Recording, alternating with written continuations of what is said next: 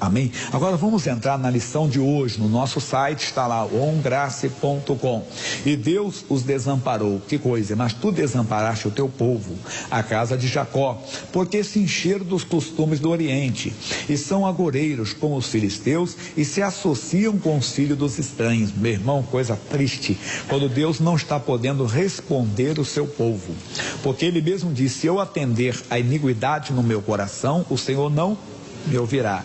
Quando há impedimento, Deus não é que Deus seja mau, é que Ele é justo. Deus é amor, mas Deus é justo. Então a pessoa tem que aprender a andar em conformidade com a palavra, porque a palavra é o caminho, é onde Deus opera, onde Deus se manifesta. Deus não se manifesta propriamente num lugar particular, num lugar, não, pode ser dentro da igreja, fora da igreja. Ele se manifesta na palavra dele, dentro da palavra dele é que Deus opera. Quando eu começo a fazer coisas que estão contra a palavra, eu estou deixando a casa de Deus, eu estou indo para o lugar onde Deus não vai poder operar. Quando isso eu faço, quando eu começo a pegar o costume aqui do Oriente, tudo é simbólico para nós, quer dizer, é o que as pessoas fazem lá fora.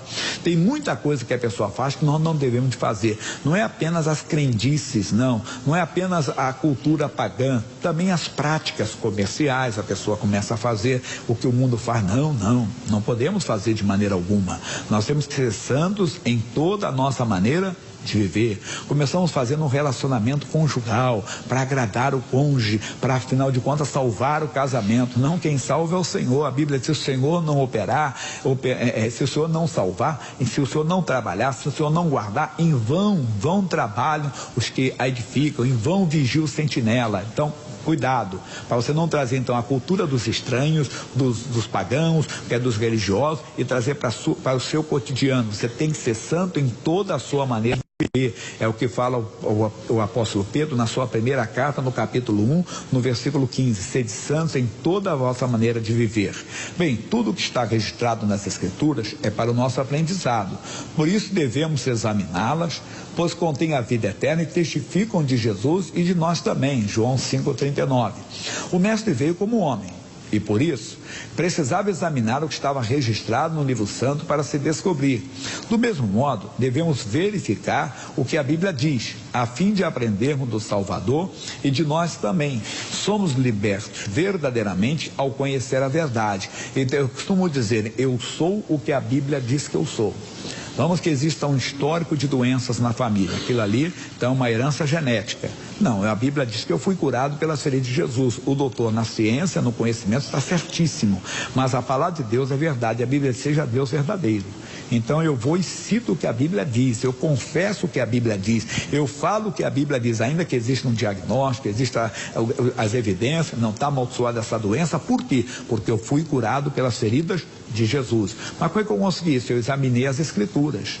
Mas de vez em quando, apesar de eu estar na igreja, me veem uns pensamentos pecaminosos, passam uns desejos pecaminosos. É tentação, porque a Bíblia diz que nós que estamos em Cristo estamos mortos para o pecado.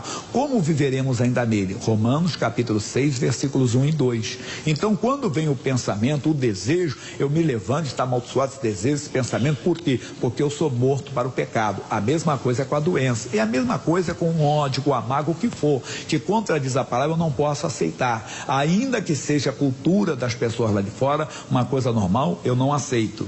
Bem, no versículo dessa lição, aprendemos que o Altíssimo pode nos desamparar também, como fez com a casa de Jacó, por terem deixado o caminho do Senhor, que é perfeito. Salmo 18, versículo 30. Os israelitas se embrenharam em veredas torcidas. O quê? Além de não ajudar em nada, atrapalha bastante a caminhada dos filhos de Deus. A verdade é que eles tiveram sucesso aos olhos do homem, mas, na verdade, colocavam o que recebiam em um bolso furado. É o ensinamento que você pega sem colocar no seu coração e não trocá-lo por nada, irmão, de maneira alguma.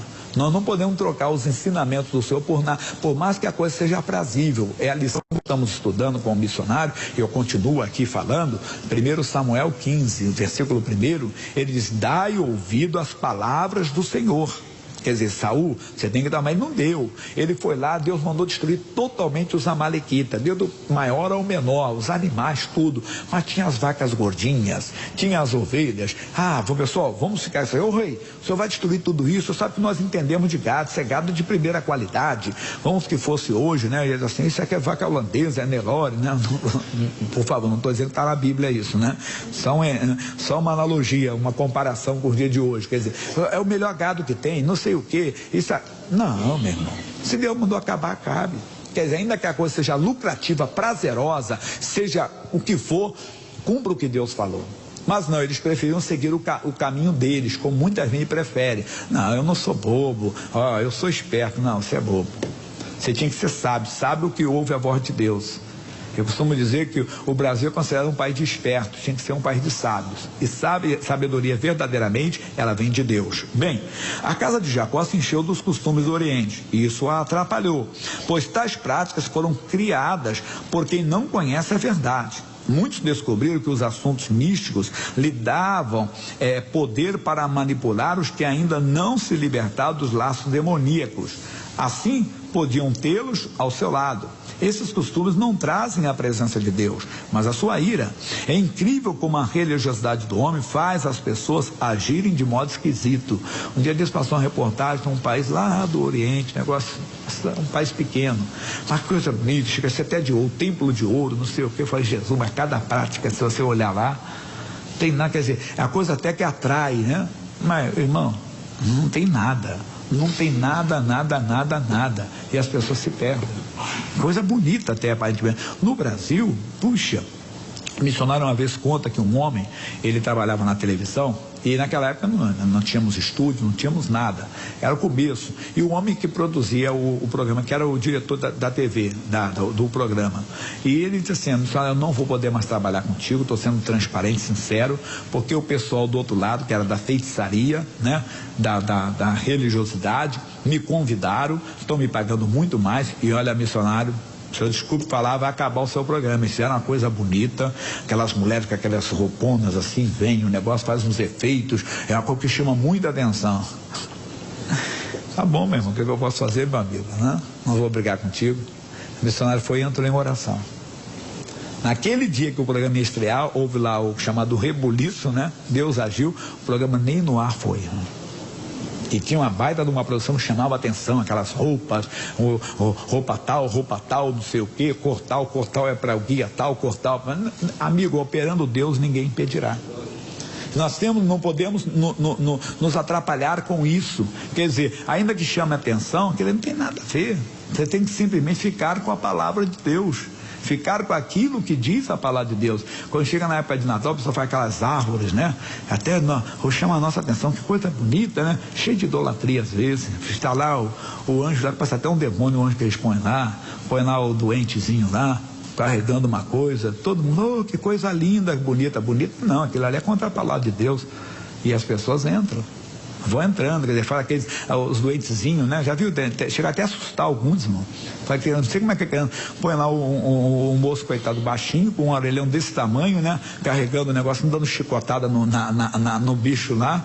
E o pessoal acha a coisa mais linda que tem. Amigo, não entra, é cultura deles. Nós não podemos entrar. Sede santos em toda a vossa maneira de viver. É como o homem natural. Puxa, o homem tem, mas tem lá, ele é casado, já tem uma certa idade, mas ele tem os seus casos, porque afinal de contas ele é homem.